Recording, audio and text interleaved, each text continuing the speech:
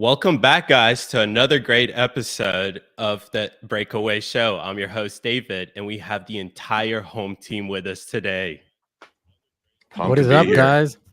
Let's get dicey and slicey and piss people off. Yeah, I love it. controversial.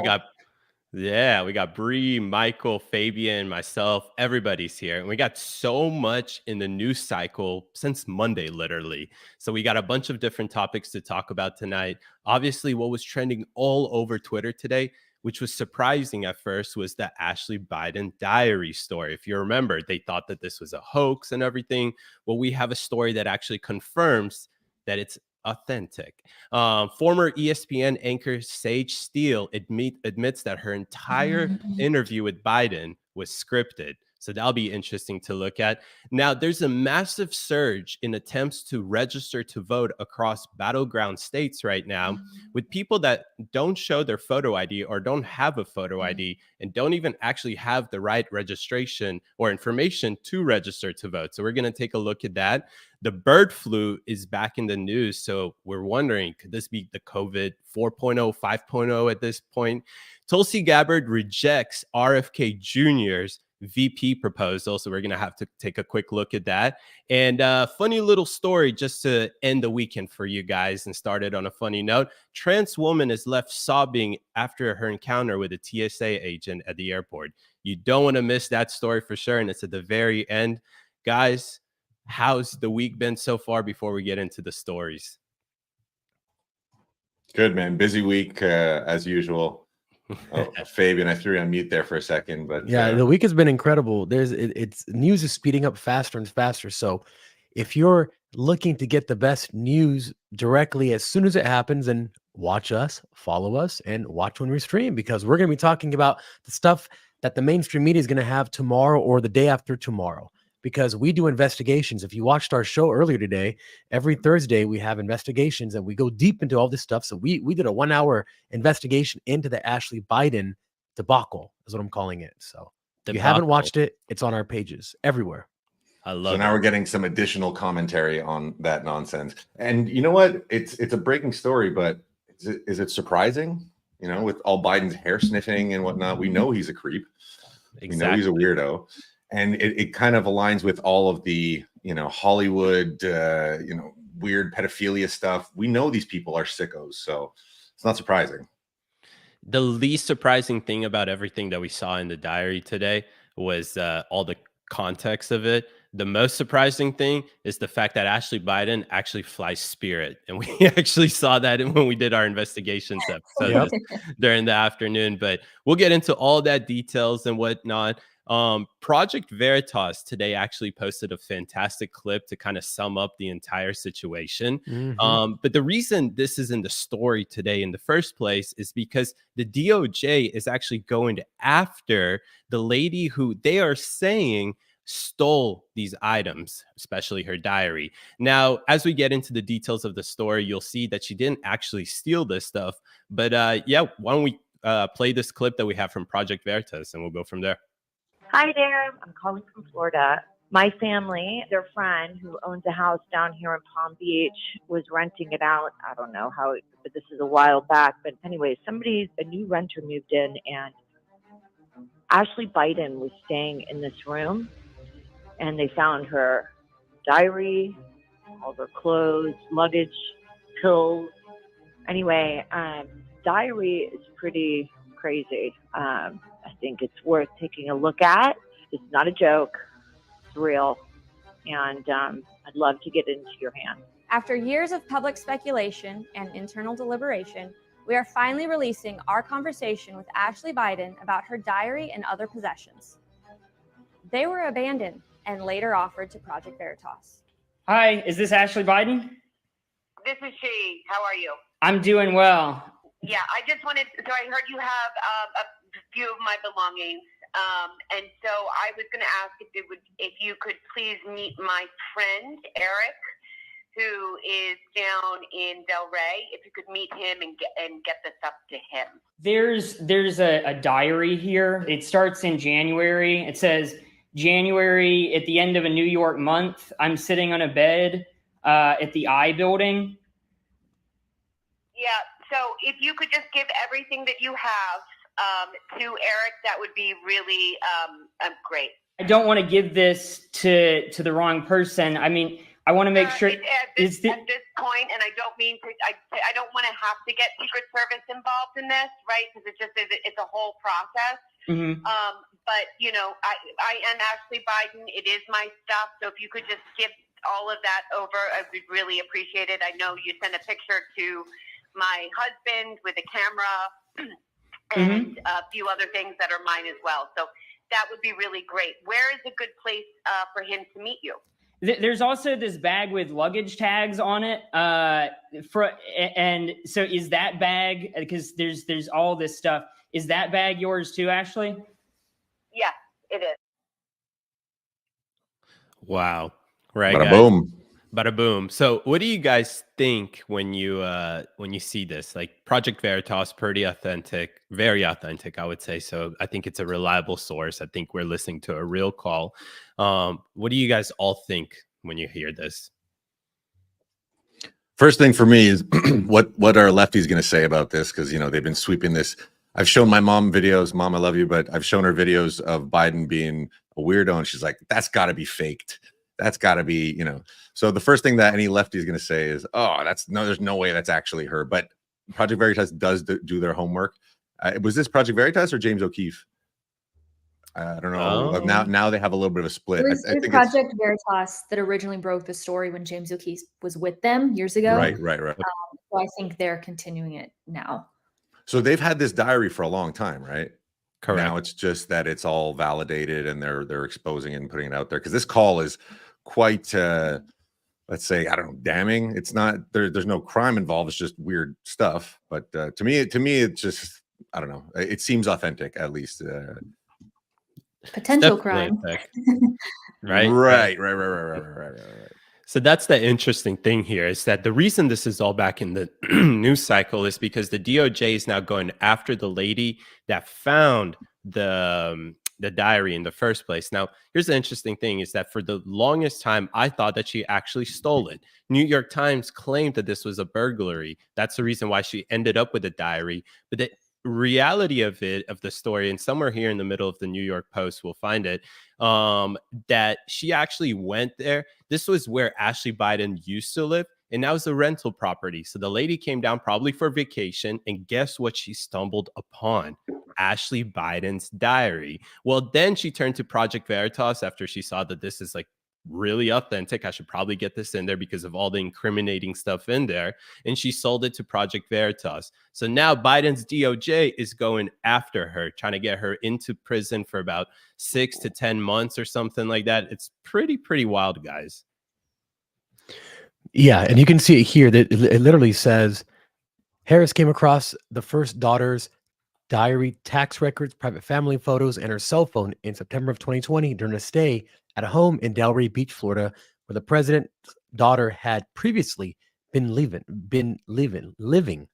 And I know we talked about earlier that it's just, if this were a true crime drama, it wouldn't be a very good one, because nothing makes sense. If you live in a home and you leave from a home, why would you then go and leave everything you have inside of this home when it's tax records and personal diaries, when you know that you've written about your father saying that he took showers with you and you may have been molested, and that you had sex with young friends, and you have Secret Service whose job it is to make sure that all this weird stuff doesn't happen?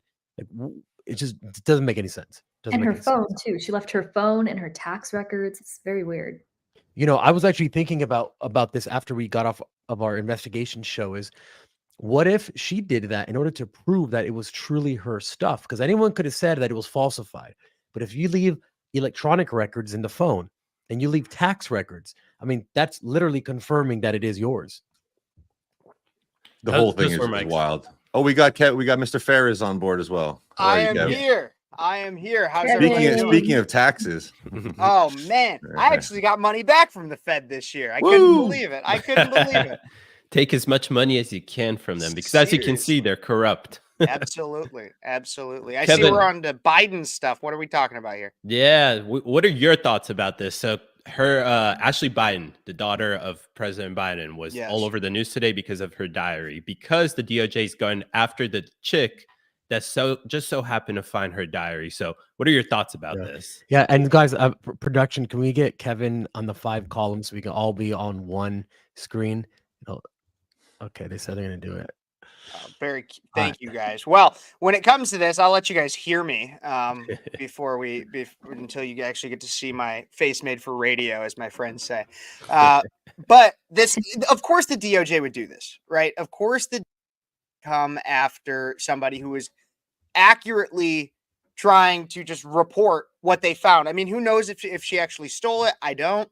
But they don't care about what's actually said in it. They care more about that, oh my gosh, weird crap is getting exposed about Joe Biden. That's what they care more. They care more about going after the person that exposed it than the actual crap that's said in it. And that, of course, that's the way it would work in Biden's America.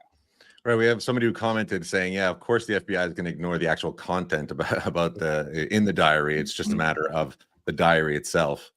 It's reminiscent of the laptop situation, right? Mm-hmm. And the laptop was a whole different story. This is like my Sunday morning mass compared to the laptop, right? But it's the same situation. What's wrong with these people? Like, what if you're Hunter Biden and you have all this nonsense on your laptop? I don't know. I think they just know they're above the law, right? And they We're know all that cracked out. You were reading an article earlier that was talking about how 5 members of the Biden family have been to rehab for drugs and alcohol. Yeah, that whole Yeah, world sure. that whole world is cracked, right? I mean, Washington, something I've been talking about recently a lot is Washington DC, like these politicians, the nature of being a politician in a republic. You're not supposed to be a full-time politician, right? You're a representative of your community. You're supposed to live in your community, and you're supposed to, make decisions and vote based on what your community wants. Now there's these unelected, unaccountable, us elected, like as your video recently, our elections are a joke, which we're getting to later. But Washington is a swamp in many ways, right? It really is. And this is a perfect example of it, because you literally have the DOJ going after him. And look, Kevin got in here Hey, right in is. time. Yeehaw. Right into Let's do there it. he is. Right Why in. don't we take a quick break and then we'll go into our next story.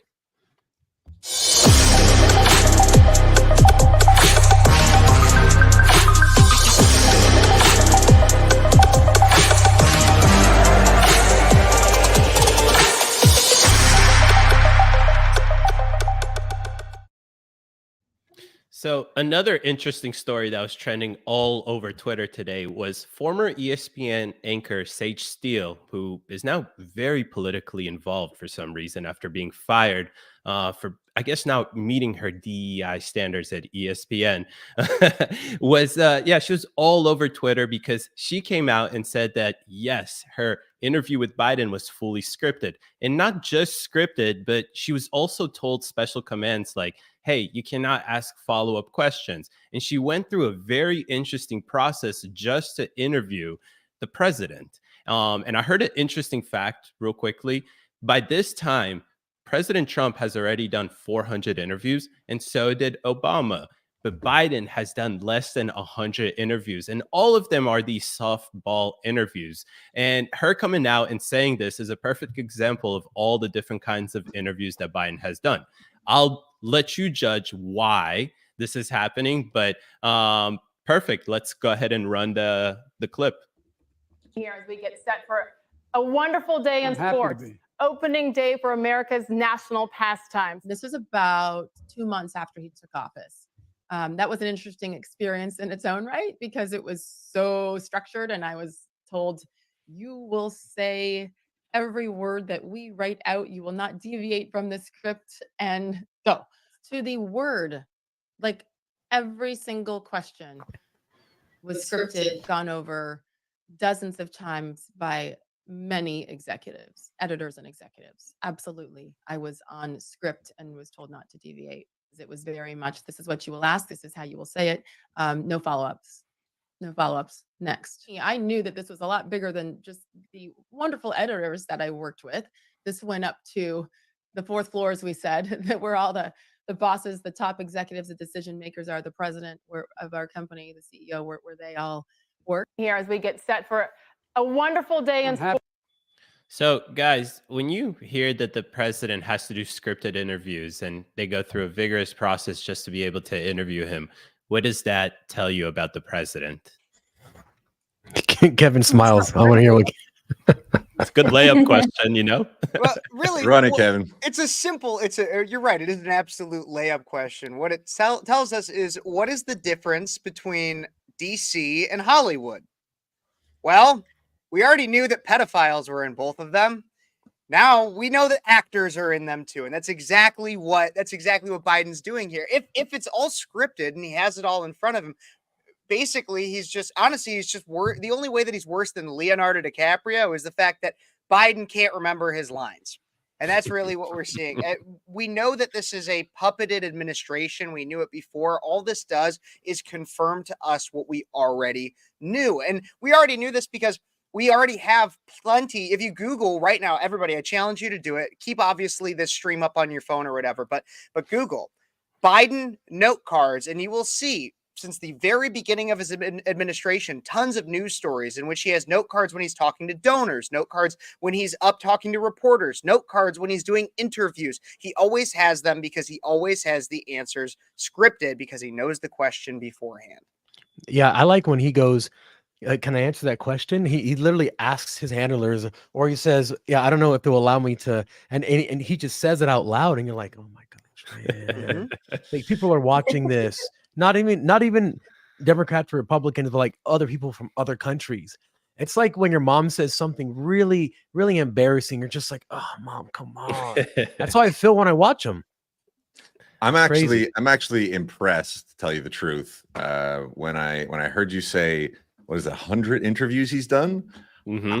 I thought it would be like 10. I don't know how they even prop him up anymore. Like, he's clearly, you know, is it actually him, you know, with this whole face skin situation? Like, how are they keeping him up there? I don't know if they're pumping him with drugs or what, but it's honestly impressive that he's got that. They're even doing it. So let's give him that. But the other impressive thing is that they're making it work for the little base they have left, right? Because the base is not listening to the full interview. They're hearing the little clips, the little sound bites. So it is a Hollywood production. But we have to kind of, it's like the COVID thing. We have to kind of learn from the mastery of it, because what they did with COVID was like a master stroke in propaganda and censorship. You know, they shut down countries all around the world with just propaganda machines. So we have to like drugs or AI. Right. I found that comment to be hilarious. I had to throw it right on the way. But Michael, to just pedal on that real quickly, I mean, I think what keeps him afloat is his biggest donors of Big Pharma. You know, they're pumping him beautifully, giving him the energy that he needs. It's what it's going on. Right? There are tons of legal steroids, but I think that Michael brings up there are things that are impressive about this. When you hear that there's over hundreds of interviews or over 100 interviews, and it feels like we haven't seen that many, I would argue that potentially the impressive thing would be if he had a writing team that could write that many interviews, because that's really what, if they are truly that scripted, as we kind of already know, is that he would have a writing team that would write that many. And what I would see potentially is that the reason why it feels like he hasn't done that many is because many of them probably reuse comparable questions and retool similar answers. So his writing team doesn't have to do that much work, and they can pump it out. And Joe also doesn't have to remember a new answer to a new question. Yeah, that's very true. Speaking of Joe Biden's fan base, how many people do you guys know in real life that are actually fans of Joe Biden? Oh, I know plenty. You just go down all the way downtown Atlanta, and you take a left, and you'll end up in like what we call Gay Central there, and all the streets and everything like that is painted in rainbows and whatnot. That's Joe Biden's favorite voters. Right. There's a clip we have here of what are we looking at here, David? So this is Sage Steele on a recent show, Adam Carolla's show, where she just, for the first minute, it's great. She talks about how that vigorous process that I was talking about just to be able to interview the president.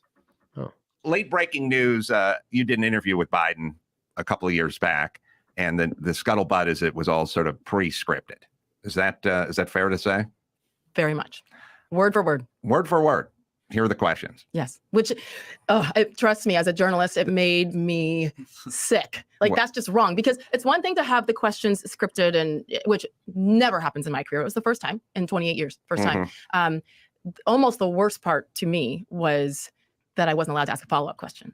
Oh, is that part of the stipulation? Yes. That's interesting. So if he said something, which he did, a couple of things about his thoughts on why the Major League Baseball All-Star Game should be taken out of Atlanta at that point because of the racist voter laws, and I wanted to push back and say, well, what do you mean by this? Even if it's just to clarify something. Yeah. As a journalist, that's my job, to listen and ask, because it's not about me, it's about the viewers who are trying to listen to the commander-in-chief. And I wasn't allowed to even ask a follow-up. And there's a lot more to the story, which what led to, I think, me getting the Biden interview, which I will reveal at some point. I'm not quite there yet. But I was at the same time, I'm not going to say no, So right? Because Atlanta.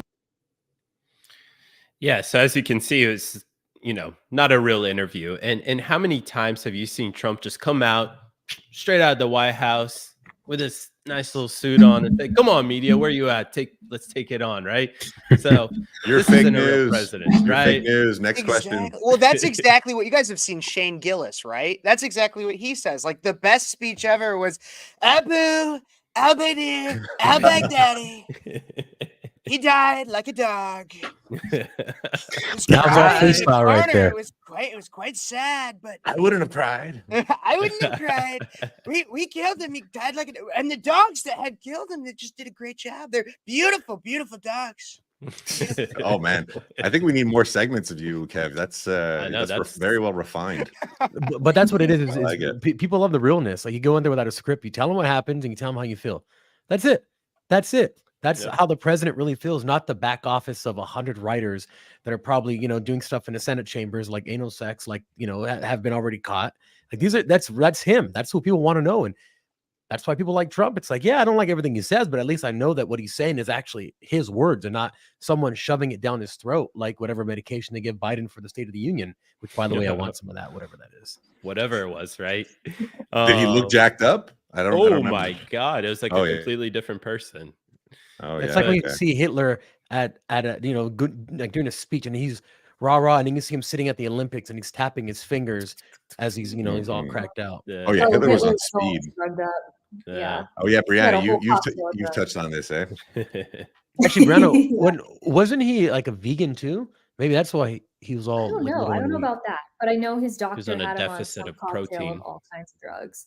Yeah. Oh yeah, to keep that There's actually a brain book going. There's actually a book, Mike. You might know this book because you're really good with books. But there's a book about Hitler and drugs, and about the drugs that he was probably on, and the doctors that used to medicate him, because they know the names of these doctors. It's a really unique book. I don't know the name, but I do want to read it. Brianna, did you make a video? If he was, Did you make a video? Kind of like. Did you make a video about this? I was asking you a question. Did you make a video about this, about Hitler and drugs? Me? Yeah. Oh no. Oh, you didn't. No. Okay, you're just familiar with it. Something Okay. else recently, no. Okay. Yeah. Okay, What were you saying, guys. Brianna? Should we go? What was I saying? Should we go? I wonder if he was just sort of like a puppet. If that wasn't actually like Hitler's ideology, if they drugged him up and they just kind of used him as a mouthpiece. I don't know. Interesting. Very interesting. He was a very very good actor if that's the case, because his speeches, oh my God. And I saw one recently where they actually translated By the way, it guys, we should stop saying his name because voice. we're gonna get shadow banned on. Oh yeah. Oh yeah. So, Oh, all right, yeah. next. Just call him the big guy. Oh no, What did you call him? We need a code name. That's already taken up by Biden. Mustache man. That's what they call him on Twitter. Okay. Mustachio Mike. Man. No, not Mike, because that's Mike. Anyway, I'm on to the sticking next Miami, subject. Yeah, I was gonna. Yeah. Do we want to take a little break or a little commercial break and then launch it back, or we go straight to the next topic? Producer, what are we thinking? I think we should go into the next topic, guys. All right, let's see it. All right.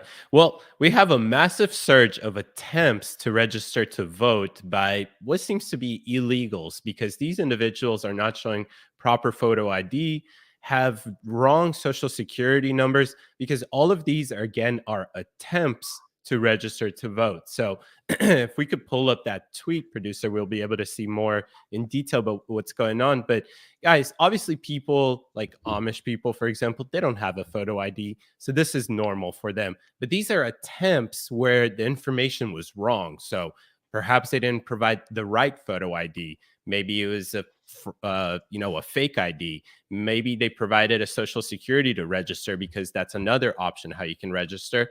And they were still denied because the number was wrong. And you'll see that there was a surge in the last week or so in these states. But as you can see, this tweet by End Wokeness that, holy crap. Wait, where did that tweet just go? The one, I think it was right before that. But basically, yeah, there we go. So Texas has had over 1 million people try and do this since 2024. Pennsylvania had over 500,000 people try and do this since 2024. Arizona, almost 250,000. This is legit people trying to register to vote and are not able to, essentially. What do you guys think about this? This is near and dear to my heart. I just made a video on it, and PolitiFact wrote an article today specifically about my video and fact checked it. So I had to take it down. Wait, all what? about A badge of honor Yes. right there. Yes, yeah. AP wrote an article about one of my videos, and now PolitiFact has as well. So this video is officially off of Instagram. Yeah, I had to archive it because I don't want to get my account taken down over Wow. one video. So, yeah, but here in Texas specifically, I believe it was like 95,000 non-residents were registered to vote, and many of them had already voted in previous elections. So it doesn't surprise me at all that so many are trying to register to vote, obviously failing. But I think this is a much, much bigger problem than even those numbers show. I definitely that's- agree with wild. you, Bree. Fabian, what do you think? I mean, look, you knew that they were going to try to find a way to do this. We've been talking about it for months. Vivek has been talking about it for months. We understand the game plan, the Cloward pivot strategy. It's no surprise that this is happening. But when we find evidence of it happening, that gives us the I told you so moment. And that's really important for people who don't believe this, who are saying it's all conspiracy. You guys are QAnon. You guys are just big, crazy, Trumpers or whatever. But then when you show them the data, how do you refute the data? That's like when Brianna and myself and David found all those patents of the directed energy weapons. Once you have the information in front of you, what else can you say that is going to say, I don't believe it? Either you just got to say, I'm dumb and I don't want to believe it. And some people do that, right? Because it's a scary big world and you like to be insulated, and that's fine. But the truth is the truth. Yeah, I definitely agree with you, Fabian. For the Kev? record, Yeah, if or we're Mike? I'll go quickly. For the record, if we're on YouTube, election fraud doesn't exist. The 2020 election, there was not one fraudulent vote, or no, it wasn't widespread. So just for the record, but we do want election integrity, of course. So there's definitely worrying. They know that Trump is, if there's a legitimate election, which of course there will be because there's no election fraud, but if there's a legitimate election in 2024, Trump wins in a landslide. I mean, come on, right? So like you were saying, Brianna, how many people that you speak to, and there are some that actually think Biden's either doing a good job or is competent. And even the most, aggressive leftist and Biden fans will say that, he does have dementia, but still he's better than Trump, right?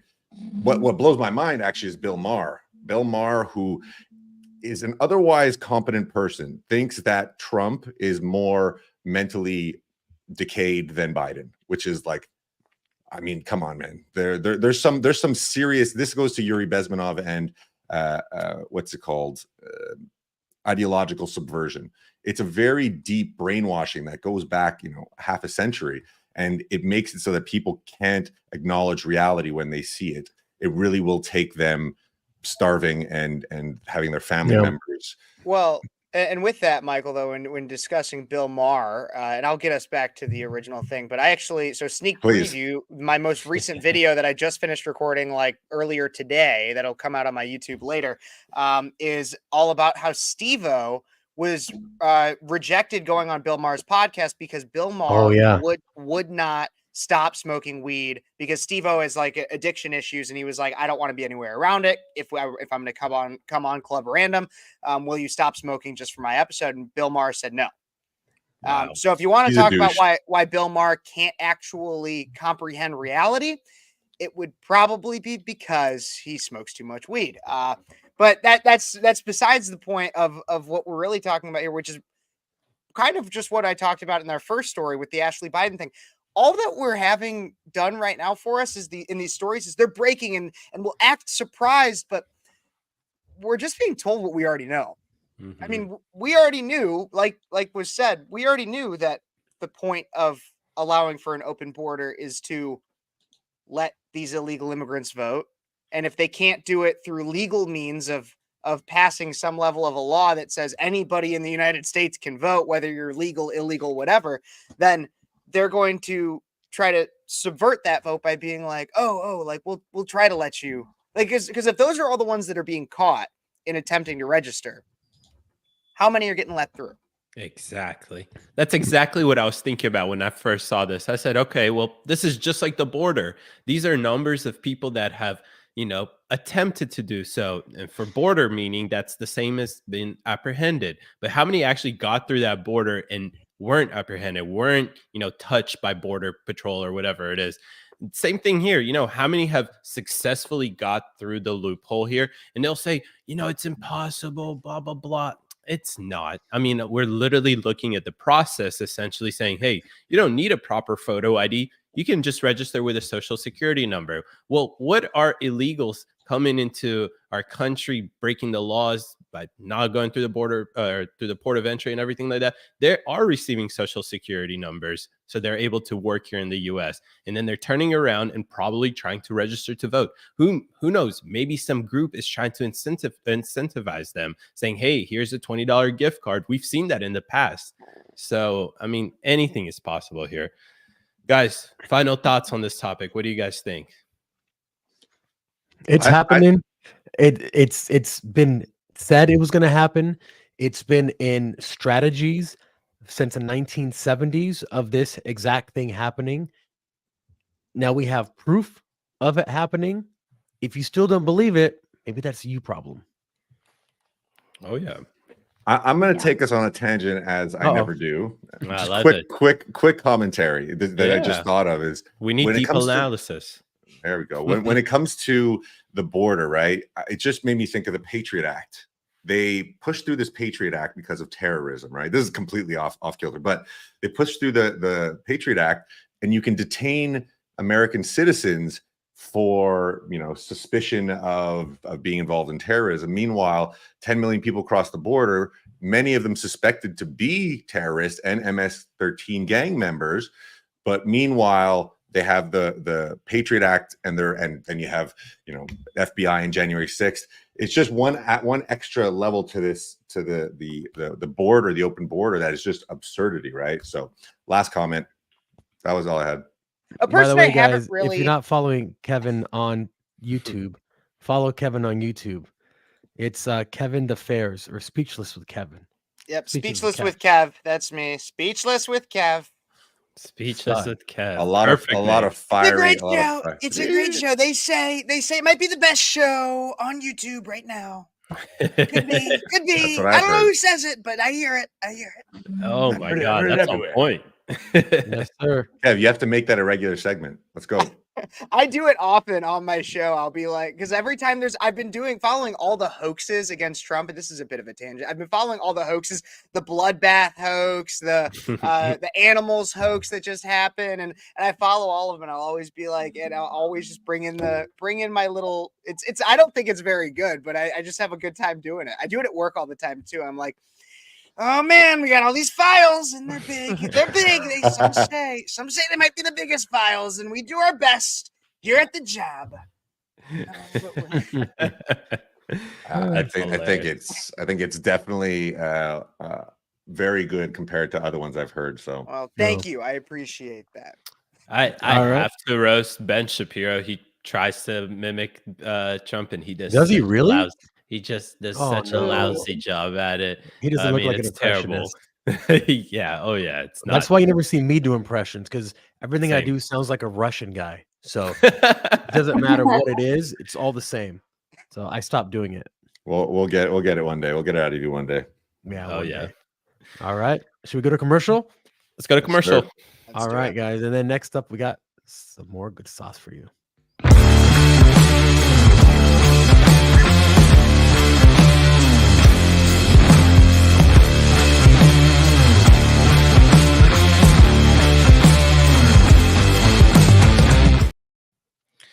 All right, bird flu. Here we go again. Right? Good music. I like it. But bird flu back in the news. And I always like when it's election season and some kind of flu is always in the news for us. But here we go again. All right. Wow. 3.0, 4.0, 5.0. I don't know. I lost track by now. But bird flu pandemic could be 100 times worse than COVID.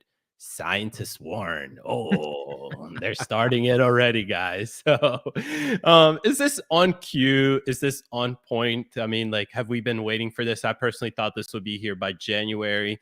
We had disease X and whatnot, but we get bird flu, which interesting. So guys, thoughts? What are y'all thinking? Those were cows in the screenshot. It says bird flu, and those are cows in the screenshot.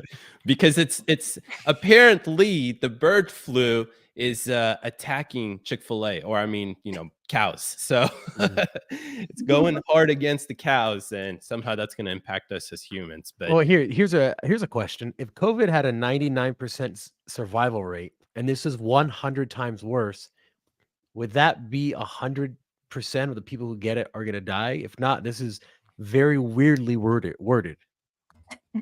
Right? I mean, I'm not a mathematician, but if you take 1 times 100, it equals 100. We need to examine the study where they got that statistic. I just finished reading How to Lie with Statistics, and I'm almost 100% positive that that is a lie. Let's not climate change. I'll bring it up again, but statistics. Climate change is not science, it's statistics and it's modeling. Yeah. So it's very easy to manipulate statistics to say whatever the hell you want it to say. Yeah. I think I should stay out of this one because I'll get us banned off YouTube. So I'll let you guys have this one. yeah, Well- you can't get speechless Kev banned. Don't you No. dare, Mike. If you want to know what I can't, think, honestly, I've tried. I mean, I can't get banned. I just get shadow banned. So Yeah, that's what they Be like careful. to do. Don't say the most controversial thing that man. I won't. oh yeah, I you always got see. That's the thing is, I always say men can't be women, women can't be men. I've never gotten banned for it. I don't know what it is. Maybe it's like okay. Well, you just screwed us now, Kev. Demonetized. You just screwed us now. Thanks. Production. like that's like there my is- biggest issue. I don't know. But with this bird flu one, I gotta be honest. I think that because there was even, and I had a whole live stream about it. My voice did a weird thing, but I had a whole live stream about it not too long ago. That's a great comment. Sorry. The cows identify as birds with the flu. Very nice. But like I remember at one point back in like last November, December, they were like, "Oh my gosh, like a new variant of COVID is coming back." And like I had a video that I did, and it was like COVID Part 2 Electric Boogaloo. And I was just like, "Oh my God, are they actually starting it? Are they actually starting it?" And then it ended up being a fleeting headline that never really went anywhere. And so that's what I wonder about this one. As much as like I know that they've been stoking a lot of fear monger and just a lot of crap for the election year, I don't know if this one's that. I'll say that. I don't think this is going to be it. Yeah, we hear this every year. uh, There's something wrong every 3 year. years ago. Hold that thought for I'm just a pretty sure- second. If we could just get production to pull up that WHO response to the bird flu, that'd be good. Keep going, guys. I remember they were going door to door. The government was killing people's chickens in California. Do you remember that, Fabian? Yep, absolutely. Yep. Yeah. They kill chickens. And here's the thing is so It's like a if you- Bible if- story. Sorry, it sounds like something you'd hear in the Bible. Like smear blood and then you'll be saved and Yeah. chickens won't get infected. But Well, yeah, I think it's the they've done this- Netherlands. Yeah, in Netherlands they've done it. They wanted to kill 200,000 cows because climate change.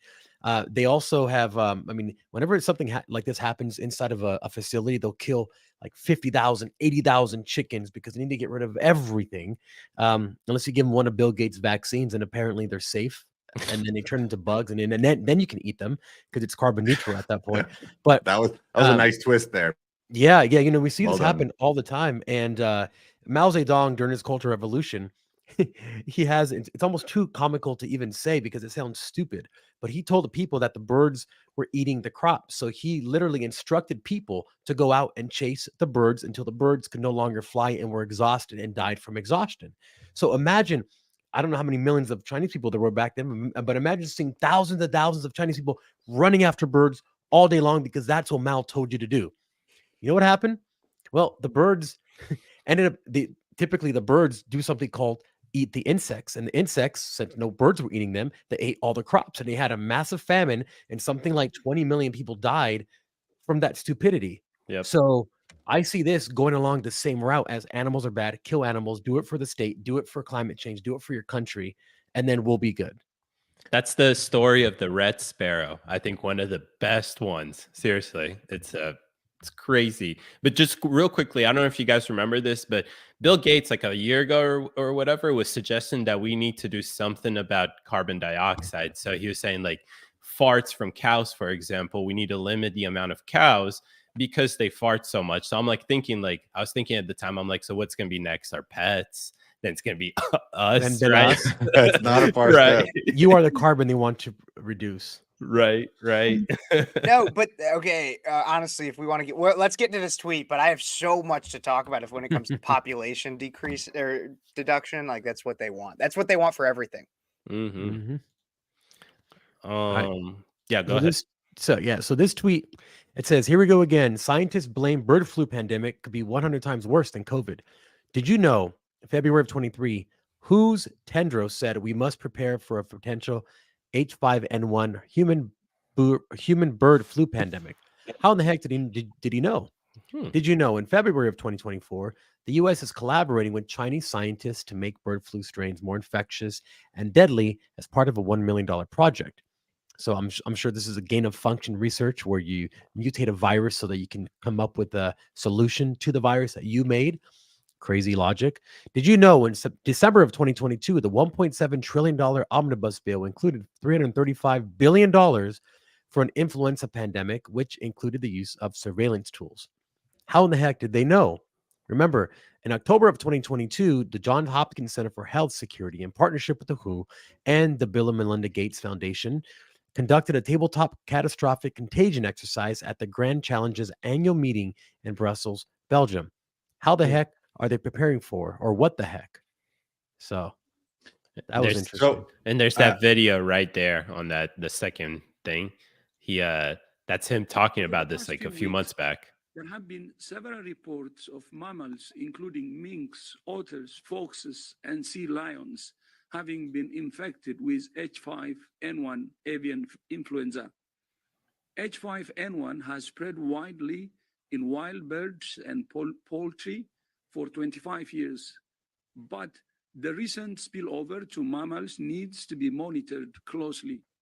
For the moment, WHO assesses the risk to humans as low. Since H5N1 first emerged in 1996, we have only seen rare and non-sustained transmission of H5N1 to and between humans.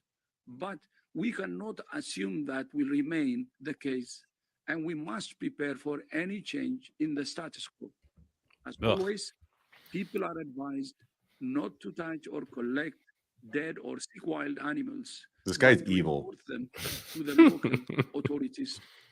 But he's just a talking head, right? He's just a talking head. Exactly. He's a spokesperson for them. He's just a propaganda machine. He's reading as much as Biden does. And honestly, they're coming after the otters, man. As soon as I heard the otters, I was like, all right, now we got to do something. Now we got to do something. It's the otters. Now it's war. Yep. Now it's war. So I'm gonna throw it quickly because I can't elaborate completely if we're on YouTube. But if you're interested in why I think this is all just irrelevant, any of the gain of function research or them doing research on trying to make viruses more deadly or whatnot, read the books Contagion Myth, which Contagion Myth is a very short book, and then there's Virus Mania, which goes through the history of all viruses, all alleged viruses. So whether or not those ideas are right or wrong, we have to understand that it's a whole media propaganda campaign anyways, because clearly COVID, the whole pandemic they portrayed it as, you know, if we walked out of our houses, we would see people dying on the streets, you know, and that the hospitals were full. And you know what? They had to censor videos showing empty hospitals. They had to censor videos of nurses saying, we just got furloughed, the hospitals are empty. So the propaganda machine is the more important part, right? No matter what actually is going on with bird flu or not, which is it's just nonsense. Yeah. We have to understand what they're doing in terms of the media and how it's actually getting people to behave. But I think that they've exhausted this option with the flus and whatnot, because even people that are, you know, have 2 boosters are saying, oh, no, I'm done. I'm not doing this anymore. So they've really kind of pushed this to its limit. I don't think they'll be able to use it again for, let's say, an election, but they might be able to use it to kill all our cows. So that's a different story. Maybe that's one thing though that I want to piggyback onto, because just going through a thought exercise here, like I feel like you can't really be, because I also believe, like I said, like I started with, is I think this is getting blown out of proportion. I think a lot of things get blown out of proportion, or people get very scared about something that's not really anything, and it's because of the way the media portrays it. And so you can't really have it where you both are worried about gain of function research and think that like the world's going to die because the government's playing around with spooky viruses and stuff, and at the same time be really mad and be unhappy with the government lying to us about how COVID actually was. Because I feel like I feel like you can't have it both ways. Like you can't be like, oh my gosh, the world's going to end, but also the media tells us the world's going to end and it doesn't. Does that make sense? I see exactly what you're saying. Yes. There's a duality there that you can't, they're kind of paradoxical, right? Yeah. So there's a discontinuity of logic there. I totally agree. I agree with you. And that's why I wanted to highlight this story today, because it seems like they're just trying to find any way they can to shove some new type of emergency down all of our throats, essentially. Of course. Trying to create some chaos, especially with this election season going on. Because look, on every main topic for voters right now, Biden is failing like crazy. So I feel like this is an attempt by the establishment, by the legacy media. We've all read that Times magazine when they were talking about a shadow campaign. Well, this is part of their shadow campaign, is trying to find different ways to make us like literally go chaos, essentially go into a chaos before the election. So it's not about, I'm sorry, I'll let Bree go, but it's not, but to be clear, it's not about actually killing us with a virus. It's about making us kill each other. Exactly. Bree, your thoughts? Yeah, I mean, I already shared some thoughts in the beginning, but I think it's all BS, obviously. I think it's more fear propaganda. I mean, I feel like since COVID, there's been, I don't know, 4 or 5 of these horrible, deadly viruses that have magically appeared from Africa or whatever, and none of them really amount to much of anything. So I think it's more fear. Possibly another ploy to do mail-in voting. We'll see. Yeah. But to also be clear, I also don't think that, and I don't know if you guys, and I know I keep talking after everybody, but I just keep having more thoughts. No, is that when it comes to these things, it's not at least me saying, because I can't speak for everybody, that these viruses aren't real. It's just that they are not nearly the threat that the media portrays them to be. Like Ebola was real, not as big. We all thought we were going to have all these mumps and everything, that we were going to die from a third world. High fives. Yeah, seriously, like that. COVID was a real disease. But if you look at the numbers, didn't kill nearly as many people as the media portrayed that it would and did. So piggyback onto that. So this is sorry, Fabian, one quick thing. This is a good opportunity to kind of tell people to try to go follow us on Rumble, because on Rumble we can be a little more, and some of you might be watching from Rumble, but Rumble, we don't have the problem of self-censoring. So I put the link in the comments, and so if you're interested, you can follow us on Rumble. I'll make sure it's mine too. Yep. I was just going to say that there's something called the R number, and it's how easily someone can catch whatever it is, right? So apparently Ebola was so deadly that the person didn't live long enough in order to infect other people, because as soon as you got it, like you knew you had it. So you would quarantine yourself and all that. So whereas COVID had, and I think the R number they gave was like 3.2, which is extremely high, which means it's very transmissible, but it's transmissible because it doesn't really do anything. compared to if it was super deadly, that people wouldn't live long enough to be super spreaders around areas. So that's something I think is interesting.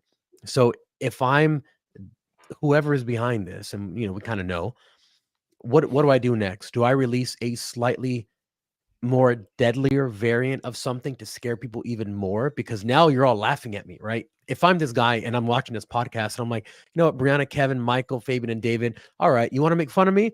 The next one's going to be way more deadly. See how you're laughing then. And then you can take people who are not, taking it seriously and then say, damn, like this is actually like a little more deadly than we thought. And that's how I scare you back into giving me all your freedoms that you gave me last time. But not us specifically, but just people in general.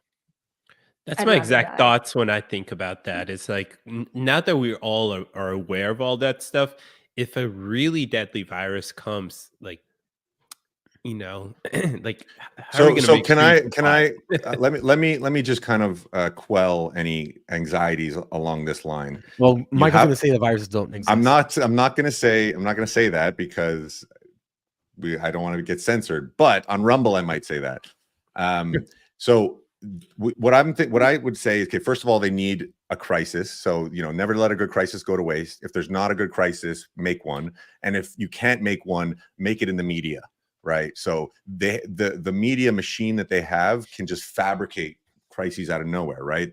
People are living in some sort of media matrix because the media is all choreographed, right? You have that video of Fox News LA, then Fox News, and they're repeating the same thing about misinformation 100 different times, word for word, right? So the media machine is very powerful. But what I would say along this line, whether you want to even follow my train of thought with viruses and them potentially not, what I'll say is there's doctors out there that postulate that viruses don't exist. This is other people's thoughts, not mine. I didn't say it. But also that contagion. And we're not saying that, YouTube. We're not saying that at all. But what I would say is that I think we give these people too much credit. This gain of function research and their ability to tamper with viruses and bacteria and make them spreadable, I think is just a media propaganda narrative to scare people. Because we give these people are not that competent. I'm telling you, these people, we're dealing with people that are not as smart as we give them credit for. I don't know, We're dealing Mike. with weak people. Listen, I would say George Soros is a very smart guy and a very dangerous guy. So in some sense, yes. I can't act like Yes. he's dumb. Now there are people that his underlings are. I'm talking about the scientists. I'm talking about the scientists. Okay, but you're right with the scientists. You're right with George Soros to an extent. But I mean, would people that smart really? Wouldn't they get somebody better than Biden? Somebody who could have better approval ratings than Biden to be president? No, I mean, what's the more impressive thing is that they have him. The more impressive thing is that they installed this dementia-ridden patient in the most powerful country in the history of the world. Is that just like a joke? Was that like a side quest for him in it? Was it? But the people, but how did we roll over?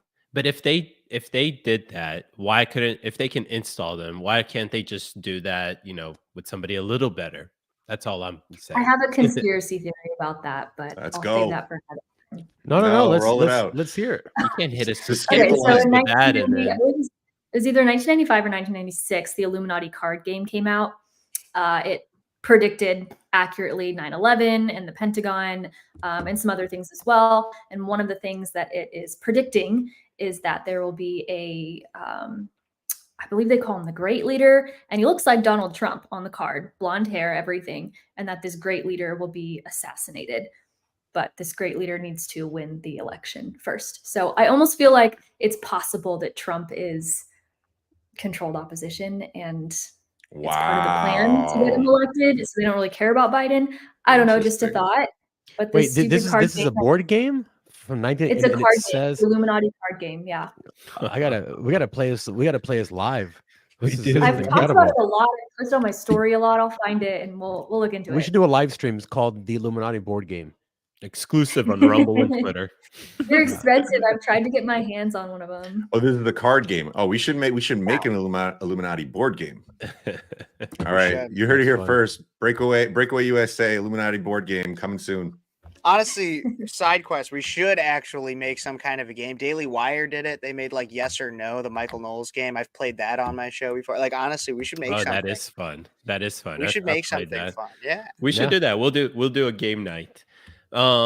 So with the bird flu, I just want to end by shouting our sponsor real quickly, because I think this is a perfect moment to say thank you for the wellness company, because in the incident that something like the bird flu pandemic may happen, like a COVID 2.0, 3.0 thing or whatever, at least be prepared for it with an emergency kit, a health kit. They have all different types of kit.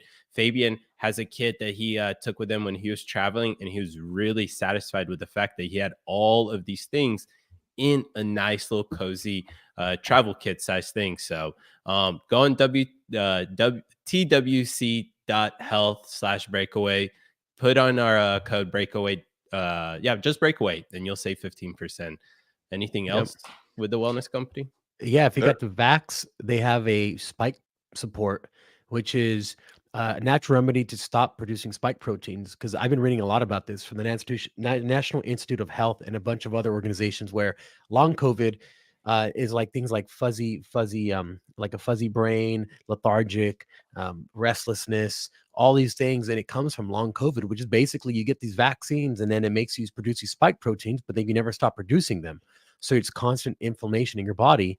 This helps to get rid of it. It's really cool. It's called Spike Support. So if you're on the website, check them out. As soon as if you go to twc.health/breakaway, it should automatically put the 15% off already, but just double check if you did get vaxxed. Fabian, you got it already. So, and I'm in Canada, so it's a little hard for me to get, but I'm going to be getting one of these kits too. But so you had to do a telemedicine conversation with one of their doctors. Is that right? Because there is actual... No, it's just a form that you fill out. So you're going to get actual medicines like ivermectin, hydroxychloroquine, and a bunch of other stuff I can't pronounce. But you get actual medicine. So that are prescribed medications, yes. But they're ones that have lost patents, and they're ones that are the very safe, the ones that they said were dangerous and for horses and whatnot, but that have like some of the biggest safety profiles out of all drugs, right? Yeah, I'm not sure exactly which ones are out of and which ones are in, but the ones that you get, hydroxychloroquine is for sure out of patent. Yeah, you just fill out a form and then a doctor reviews it and then sends it out. But yeah, it's really cool. They have pamphlets, so check them out on the website. A lot of good stuff that they have over there at TWC. They also have a lot of supplements, right? They have a lot of natural supplements that are very well sourced. And the telemedicine thing, I think, is actually very important for the future. And we talk a lot about at Breakaway USA. A big part of what we do is, or our ethos, let's say, is breaking away from the establishment and breaking away from the corrupt institutions, behemoth bureaucracies. So a little company like this comes along and provides a health service online, and there's many of them as well. But the wellness company is the one that we're most familiar with, and they're a great company and great people there. But so the telemedicine, I think, is super important to be able to get away from these big hospitals and big, pharmaceutical companies and whatnot. So they have a whole full circle thing there. So well, and there's a lot of people. There's a lot of people that I've heard of, and I can't name any of the names off the top of my head right now, but I'll try to connect them with us a little bit more. But if you get away from like your Purdue Pharma and your Johnson and Johnson and everything like that, there's actually a lot of small people that are working and making huge strides in the medical industry. I mean, I've heard of companies where they do these, and it's not just telehealth. They'll like fly you out to places and you do full body scans, and they can catch cancerous cells, like the things that you're at risk for at much earlier times than your traditional practice, your traditional doctor might be able to. And then they prescribe different supplements and even find better ways to treat you than what the mainstream way of medicine has told people is the right way. And it's worked for people, because the way that the mainstream level of medicine is, the people that are all connected, where the conglomeration of wealth is, it's not actually healthcare, it's sick care. They want to keep you just healthy enough to where they can keep their hand in your pocket. And with that, go check out the wellness company. Yes, sir. Check them out. To wrap that up a little bit, I would just say that this idea of, a long time, we don't need to go into the history of modern medicine. I think, Brianna, you might have touched this, the Rockefellers and the Flexner report. Can you guys hear me? Not yet. You're frozen though, but I'm going to leave you on because it's a funny face. I look good. All right. Yeah. All right. Well, let's go to the next topic to finish this up. We're about an hour. But so hold on, just to wrap it up. Michael, we can't see you, so just if you can come out and come back in. We'll give I'm you about to pop back the up. end of the show for that. But let's go to the next topic where Tulsi rejects RFK Jr.'s VP proposal. So obviously he picked Nicole Shanahan, which former Google executive wife, very, very progressive in terms of that. She has this insane social justice program for environment, criminal justice, all of this different stuff. But apparently he asked Tulsi and she rejected him. So, guys, what do you guys think? Why did he try to get Tulsi in the first place? Because he wanted to win. Hmm. And I think now that he didn't get her, Why he with picked, Tulsi? I don't think RFK wants to win. Interesting. I think, I if he think had well, Tulsi, no. he might have wanted to. Okay, not that I don't think he doesn't want to win. I don't think RFK actually sees himself winning. Right. Sure. That That's more of what I think. I think that he sees himself as being able to make a statement, and I think Tulsi would help him make a bigger statement. Along with that, he also sees himself as being able to sell the idea that he could maybe win, like he's like the 16 seed in March Madness, that it's like, oh my God, like I'm in it, so maybe, but like it's not really going to happen. And so and when it comes to the fundraising and what happens to, here's the question that nobody ever asks in any campaign, what happens to the funds that they have left over afterwards? Mm-hmm. I don't know why about does it president, cost so much? but I know a lot of times candidates will run for local positions, take that money, and then run for something bigger the next year, like Congress. Sometimes That's pretty common. Yeah. So I don't know about presidential campaigns, but it I mean, always my ends up going to charity, or like, well, so if you're not the top person, and so like if you're in a primary, a lot of times that's a huge thing, is slush funds will go to whoever you endorse when you got out. So like I'm willing to bet Ron DeSantis's slush fund that he got went to Donald Trump's campaign, things like that. But if you're the top person, a lot of times it gets spread out between a lot of different LLCs or 501c3s, things like that. And where does that money ultimately end up going back to? You want to know why a lot of these politicians have so much money? It's not just because they're corrupt in their investments and everything like that. No, it's because the money somehow gets washed and then brought back to them. Mm-hmm. Yeah, absolutely. To a 501c that then they end up going on the board and then get a hefty salary from, things like that. Exactly. Or they can even pay themselves from the campaign sometimes, because a lot of times you're not working. And so then you're considered like an employee of the campaign and you get to pay yourself a certain amount. oh yeah. So you think I know that some- RFK is Yeah. just in there for the money, right? I don't think it's all for the money. I do think he, to an extent, wants to make a statement, but I mean, I don't see anybody getting to that point. Like where he is at, he will take probably, I'd say 10 to 15% of the vote. Like I'd say I could see him liberally estimating 10 to 15% of that vote. And so like I feel like there's got to be an altruistic level of like, man, I'm making a statement to the system. But when you also know you're running a losing race, there's got to be other motives, and the biggest one that I would see would be money. Like, so there's been a massive attempt for a very long time to create a third party that actually has some wheels behind it. You know, I know like there's a few, but nothing serious, right? And I've said this a few times. If I'm RFK and I believe the FBI killed my uncle, JFK, and my father, and they won't give me Secret Service protection, I'm like, and they release a vaccine or I'd be like, screw these guys. And that's what I believe he's doing. He's able to make the Democrats lose. At the same time, he clearly picked a very liberal, progressive VP pick that's going to just solidify the vote from those very left wingies or wingers or wingies, whatever. And then my assessment of the situation is because, like you said, he knows he can't win, but he can take generous, and I'm the same. I'm there with you. 10 to 15% of the vote. The next 4 years of the Trump presidency, he can develop his ground game and build up a true third party that many people have tried to do, but maybe with the name recognition and just the times that we're living in, and Biden's opposition to the ceasefire, which I think now he's coming around because he sees the polls and now he's saying, okay, guys, we need a ceasefire, which is a whole different subject. I think there's potential for him to really start a actual third party with some wheels. That would be interesting because the founding fathers were very much against a two-party system. They were also very much against the banana republic that we have now. So there's a lot more work to do than just a third party. But Yeah, anybody who think it's not going to solve all the problems, I think that's important. but it would be a step. I mean, when you look at the 2020 election, it's just like when we after the 2020 election, to me, when we talk about polls, and I know they're important, but for me, every time I hear a poll, every time I hear, you know, the election is going to be this percentage, that percentage. I mean, look at the numbers. Look at the percentages in the 2020 election. There's 30 million more people that voted from one year to the next.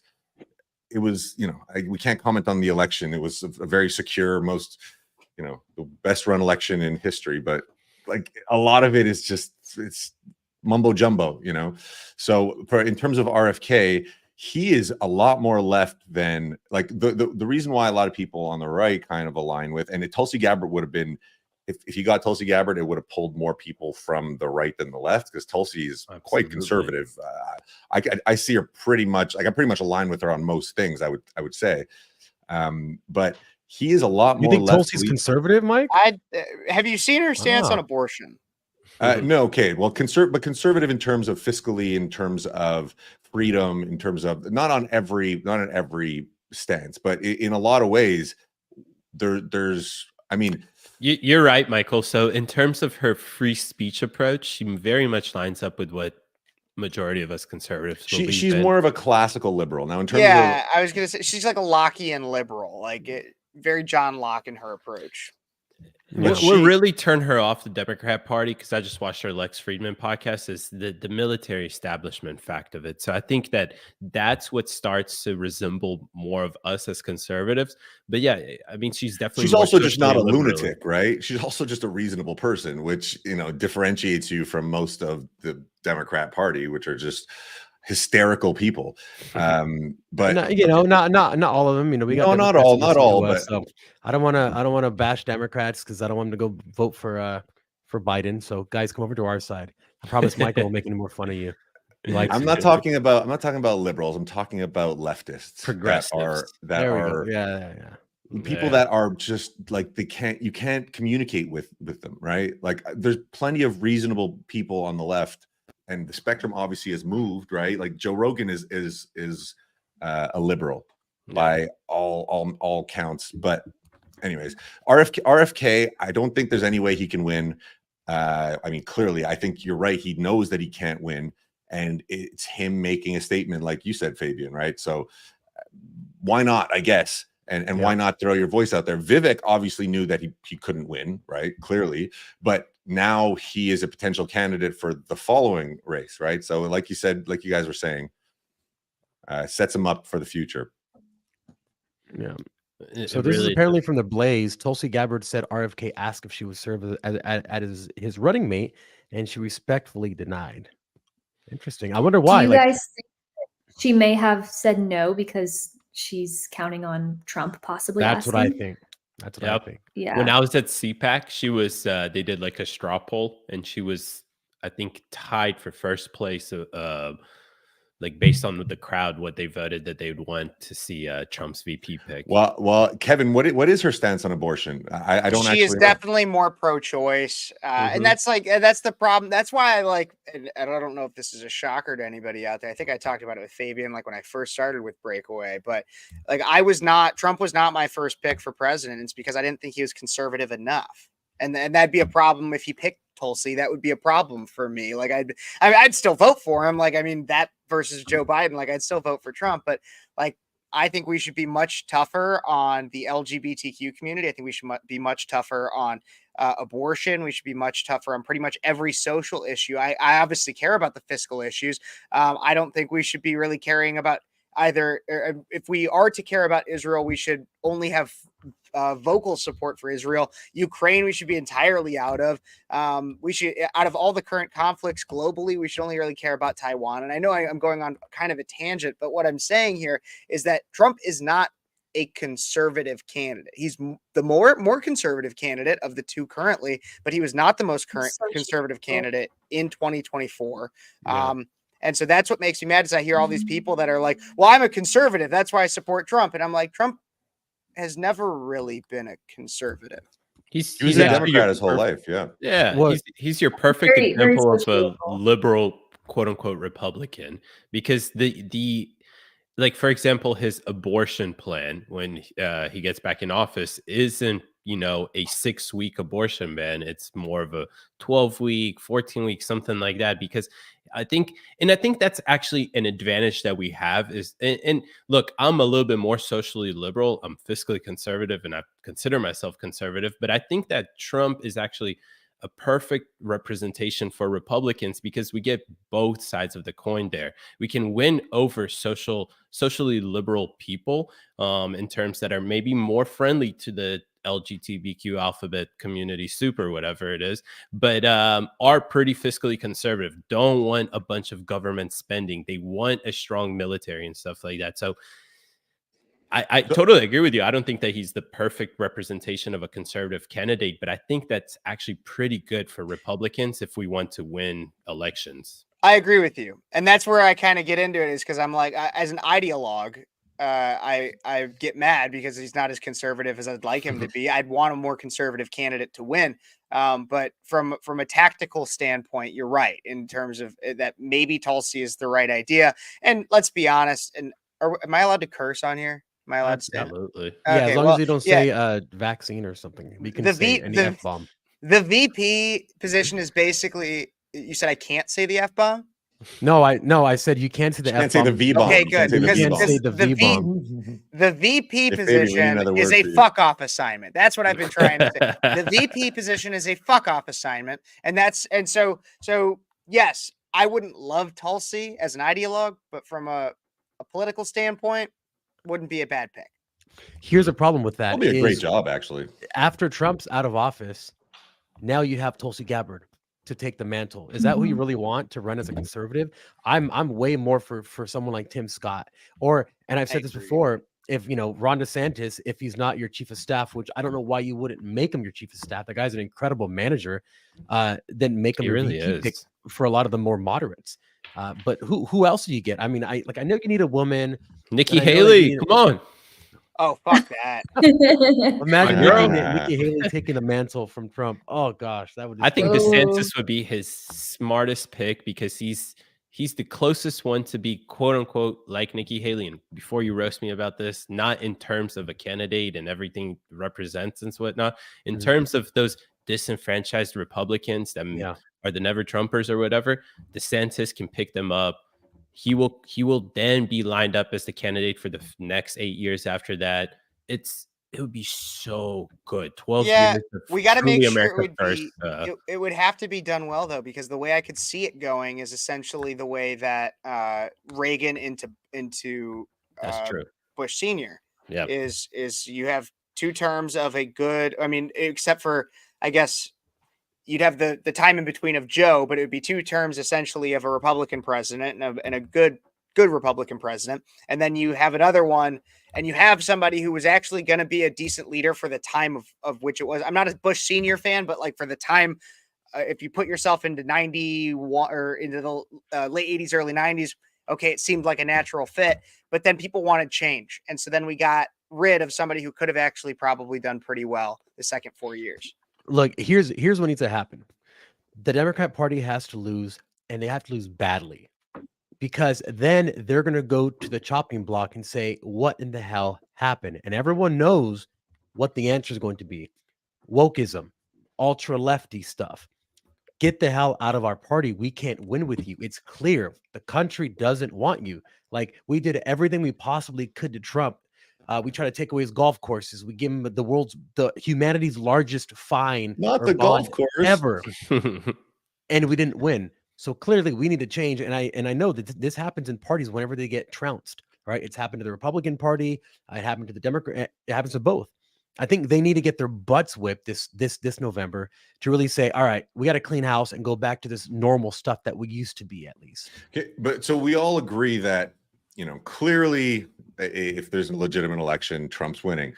And clearly we know that the left, and I'm talking about the George Soros left and the high ups in this, these insane people that are just trying to uproot our whole civilization. they're not just going to accept it and bend over and say, you win, right? They're working on a nuclear option, and I don't know what it is. This bird flu is not going to work. What is it going to be? I don't know. You know what? The further it gets into this, the more I think, no, it doesn't have to be. You think they're just going to roll over and take it? The long march to the institutions, it's a long game. They have this entire generation where it's at something like 20%. Oh, but they're frantic now, man. They think climate change is going to end the world. Yes. So they're working on a timeline. But I think these people have all the time in the world because they don't stop. I mean, they're pushing it for the same stuff that Trotsky pushed for in a sense, and Stalin, and I mean, it never ends. But they don't know always that. going to fundamentally believe, but the people at the top do. Maybe, yeah. That's what I'm trying to juggle with. I know. We were talking about why they continue to run Biden earlier, and I think they had planned on Newsom. And they kind of tested the ground on that. And like we were talking about one time, Fabian, like they try their ideas. And once we kind of find out their ideas, they kind of switch gears. So I think maybe they were going to run Newsom or possibly Michelle Obama. And now they're kind of stuck with Biden. Yeah. I mean, Newsom's even more repugnant. That guy, every time I hear him speak, he's like Trudeau. Like They're the same person. Oh yeah, the same person. They're just failed actors. This is totally off topic, but quick question. Did you guys know that Gavin Newsom and Kimberly Guilfoyle used to be married? What happened there? Yeah. What happened? Like, what happened? Why does no one question that? I feel like with all like the rabbit holes I've seen, so many like conservative pundits and stuff go down, nobody has ever gone down the hole of like, hey, Kimberly Guilfoyle, who is now with Donald Trump Jr., used to be married to like enemy number one on the left. Like, what the heck? Why is nobody asking that question? Right. I did that exact thing, Kevin. And everyone's okay with it. Like no one even questions the Trumps for this. It's so weird. I mean, what are we saying here? Are we saying Kimberly Guilfoyle is a really good social ladder climber, better than Kamala Harris, right? maybe? But is she like maybe infiltrating? Oh, nobody's better than Kamala, man. Kamala. Yeah, don't be and like, racist, the other Mike. thing with Kimberly is, I'm sorry, but like way too much plastic in that face. That's the other thing too. And so like I don't know, but nobody asks that question. I want answers. What I'm asking is she infiltrating? Is she like an agent? Is she maybe this will be a next She might be. investigations episode that we I can was go just down. going to say that. Could be. Who is Kimberly Guilfoyle? Yeah. The lady behind the mask and the plastic.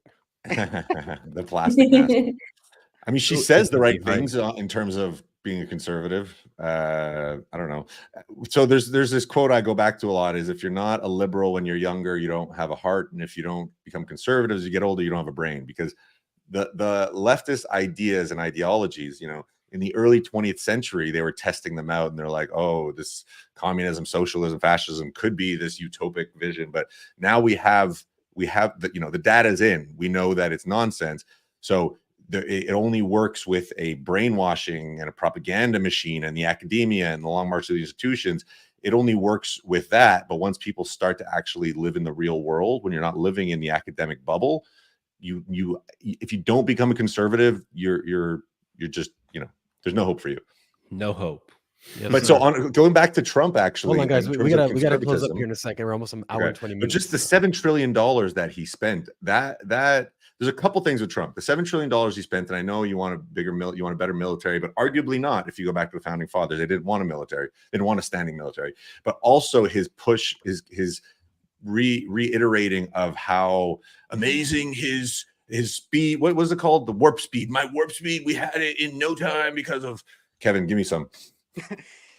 Operation Warp Speed. It gave us the vaccine in record time. The CDC, they got it approved real quick so that we could save millions and millions of people. Unseen, never happened in American history. And he keeps pushing this. Thank you, Kevin. Wow. Yep. We're going to use that a lot more. I think that's a perfect way to kind of wrap it up. Yeah, but so he needs to stop that. His advisors need to tell him to stop doing that. Like his base does not want that, right? His base they is not boo him, yeah. So yeah, somebody's got to tell him that. On that note, yeah, we can close up if you guys want. who's running this? Who's running the ship?